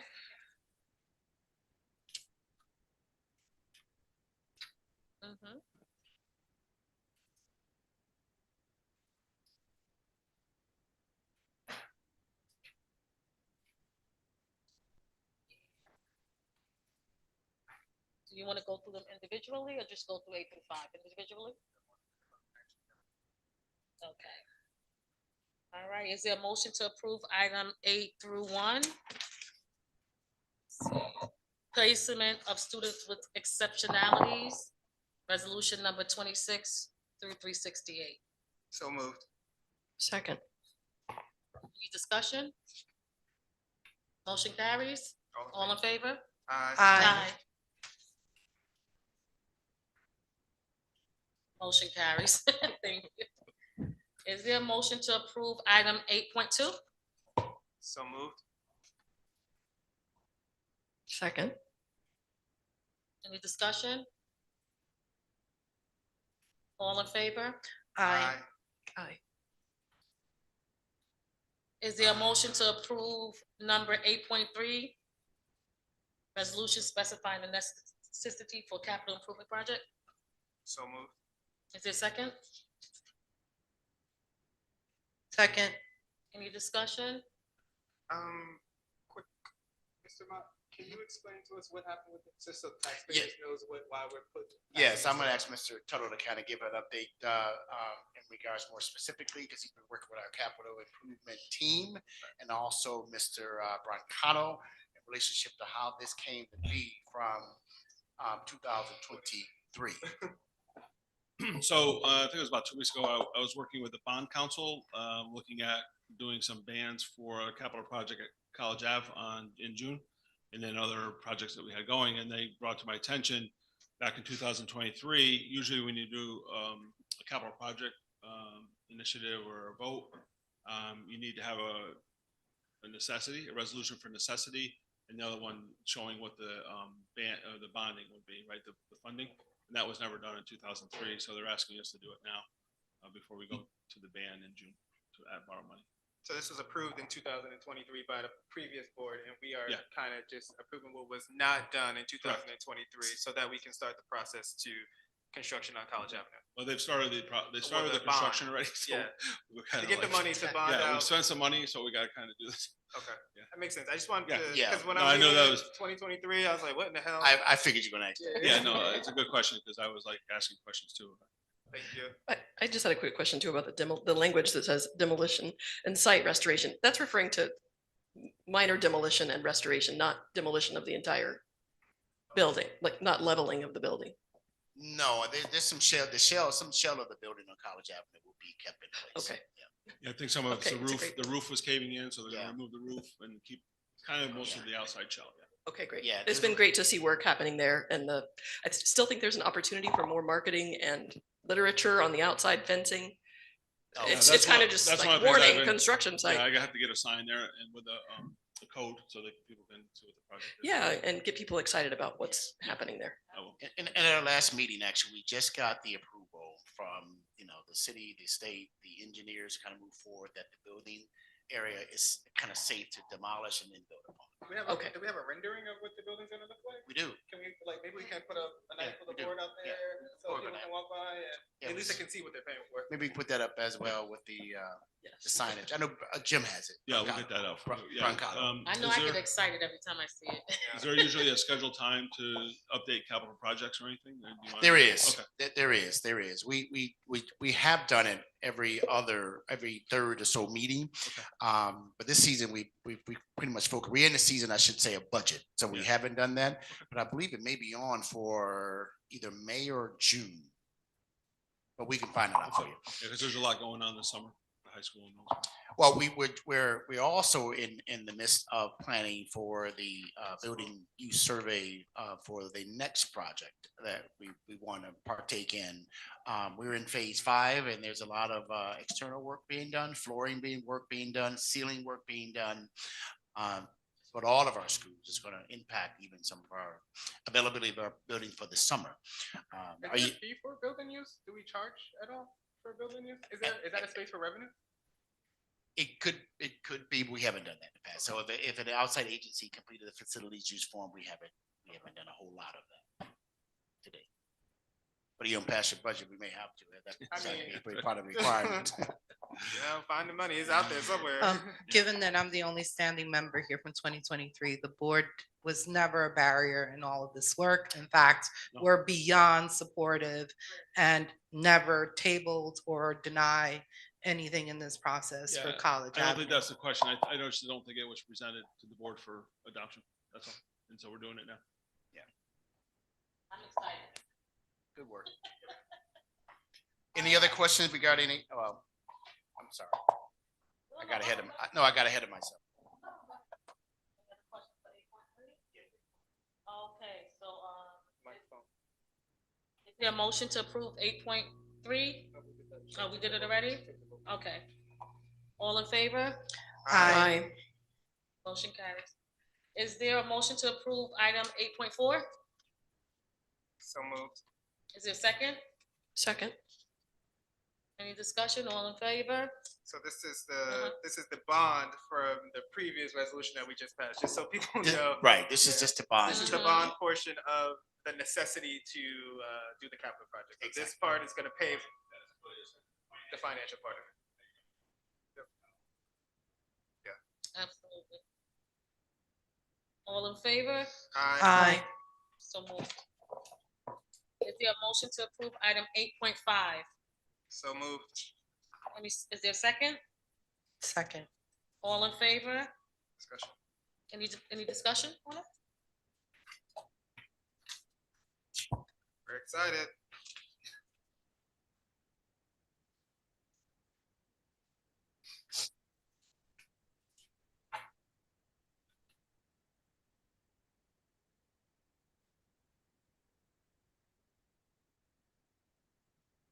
All in favor?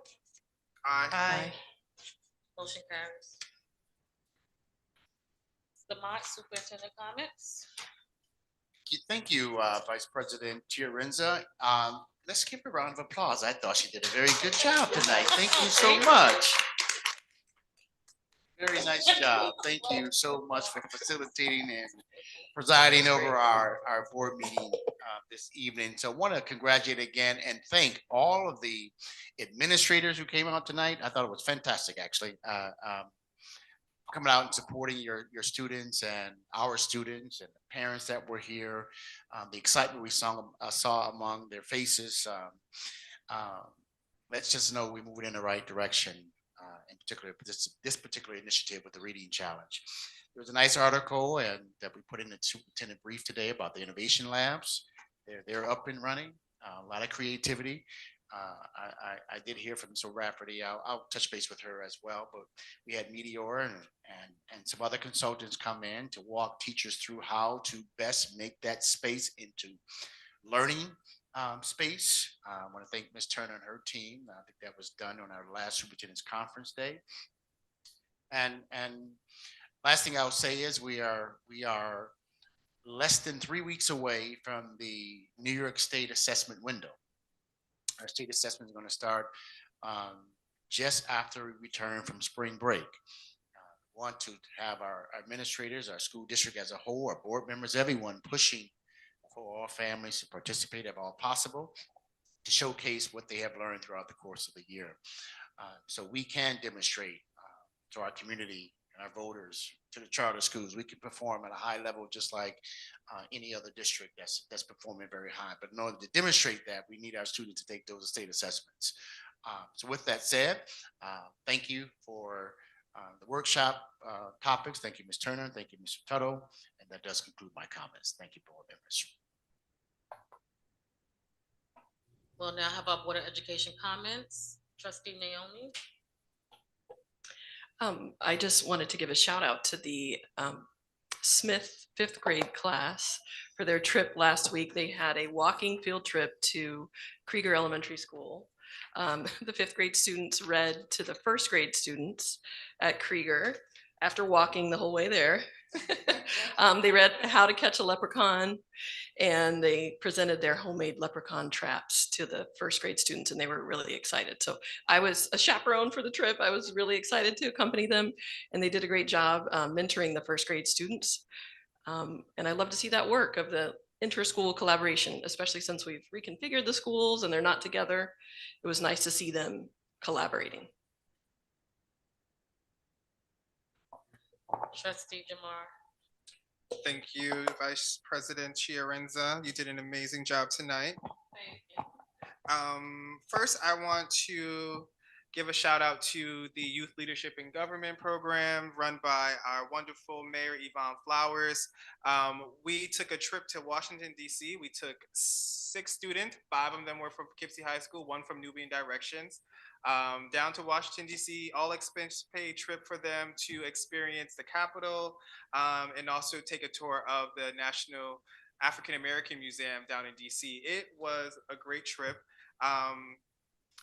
Sometimes I don't think we realize the passion, the wealth of knowledge that our students have. Sometimes when we look at the numbers, we think, our students don't know much, right? They don't. I can tell you that walking through the United States Capitol and having a tour and these students being asked history questions. There was a question about, there was this older room that was used for the Senate and the Supreme Court during like it was like 1840 to like 1860, and they were like, "Do you know any laws that were like what major cases happened during this time?" And the student yelled out Dred Scott, and I was like, "How do you know that? Like, where did this come from?" Then I found out she was in APUS. This is something that they just learned in class. It was just really wonderful to see the passion our students have for history. As a self-proclaimed nerd of a history nerd, I love to see the passion. They also had a chance to have a private meeting in Pat Ryan's office, which was great. They had some interesting questions about how they can change some things in the community, gave him some insight on some things that they want to see changed in Poughkeepsie. This program that the mayor is putting together is something that I wish I had when I was in high school. So to see these kids' experiences, they all know that they want to do something in government. They don't know what yet. So we're allowing them to intern in City Hall. I had Amelia last summer. Kiki was working with the building department. She was able to go on site views. She was able to go to building permit visits. She saw everything. So the mayor's office, shout out to her. Shout out to the mayor's ball, because the money that is raised at the mayor's ball, 100% of those funds goes to support the youth leadership in government. So attending the mayor's ball, your money is going to support programs like this that allow for our students to go on trips, like all expense paid. They didn't pay for anything. They didn't pay for anything. They didn't pay for food, nothing. When I was back in the day, I had to pay for food. That's what we have to do here, right? We got to pay for our own food. But the mayor paid for their food. The mayor paid for their food. So I just wanted to give you that update. Our students are doing well. That program is growing. I think we'll have a new cohort coming in next year. If you guys attend the State of the City address next Wednesday at the high school, all those students will be participating in the program, doing the welcome, the pledge. They also produced a video to explain the program. And to give the community some insight on what they're doing here in the city. I am really, really, really, really, really excited for these students. I'm really excited for this program. And hopefully that, we get a lot more support this year at the Mayor's Ball so that we can continue doing this work here in the city. Next, I want to talk about the honors breakfast this morning. I was reminded in 2009, when I was in high school, I was part of the honors breakfast. I graduated number 23. And to see that there were 44 students with a 90 average and above almost made me cry. To think about when I was in school, I think there was about 60 or 70 students at the honor breakfast altogether. Only 23 of us were on stage. So to see going from when I was in school to now, seeing 129 students with an 80 or above GPA, and 44 students with a 90 or above. And I think there were about 6 students that had 100 average. Like, I think that the valedictorian's like 105. Like, we had, I think there was only 1 or 2 students with 100 average when I was in school. So this is what we need to see. These are the stories, the success stories we need to be telling. This is the radical stuff I'm talking about, like 105 GPA. That's the focus. I want, next year we got 129. Hopefully next year we can get 189, like increasing every year. That's the type of stuff that I want. That's the type of stuff that I'm passionate about. Those are the type of things I want to see in the community. And I know that that's what the community wants. They want our students to be world learners. They want our students to leave school, find jobs, be productive citizens. And I think that focus is important, and it was inspiring today to see that today. So I have hope. I have a lot of hope, like Obama, hope and change, right? Hope and change. And I have both of those right now. So that's all I have for tonight. I'll encourage everyone to make sure that they're registered to vote. School board election is coming up. Parents, this is the time for you to let the community know what you want to see in your board. This is the time for you to put people in place that are going to help push the district forward. Your vote is your power. Do not let go of the power that you have at the ballot box. Last year, I was disappointed in our school board election. I think it was Tuesday was the election. Thursday, I had a forum at Warren Elementary School, and I had to admit that there were only 17 voters when I went to go vote at 5 p.m. on that Tuesday at Warren. So my goal this year is to motivate this community to come out and let your voices be heard, let your ballot speak for you. The people you put in these places, the people you put in power, it's important. And it's important to use your voice in those matters. So I'll leave that there. Have a great day. Happy Women's History Month. And that's all. Thank you. Thank you. Fatima?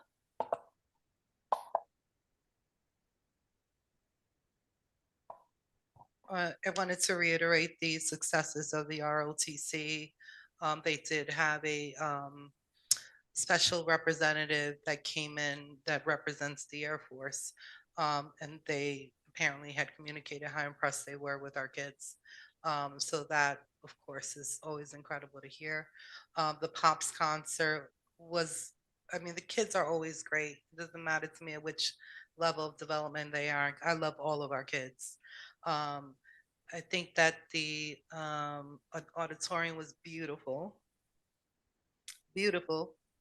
I do have some feedback though. The light system was a problem. I think it was just too bright in the back.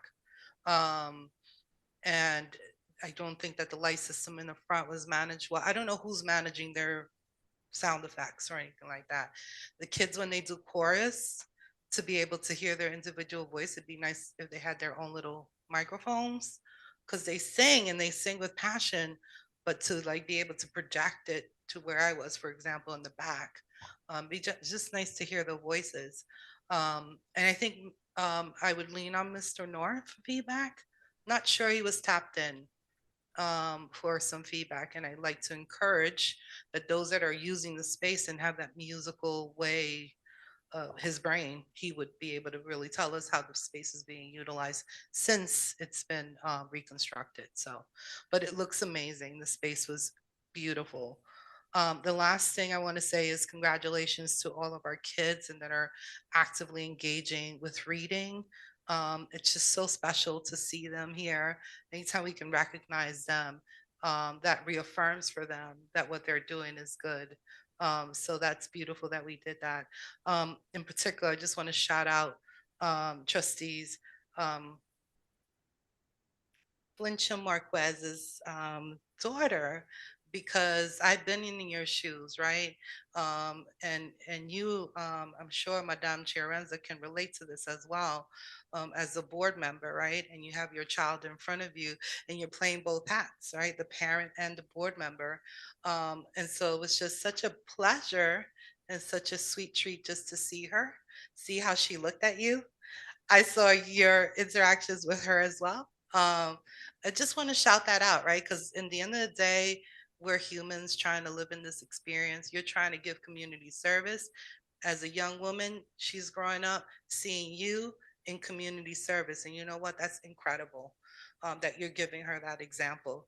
Women's History Month, correct? Thank you for saying that. And it takes a village too, because we Right. can't do this work without people supporting us and, taking Absolutely. care of our kids. And Right. thank you for that. So it's nice to see your wife and your daughter. Yes, thank you. Okay, those are my comments. Thank you, trustees, for those comments. I just want to say the Smith, congratulations again. The reading challenge, we went, me and Mr. Mott, it was beautiful. It was amazing. Read, read, read. Okay.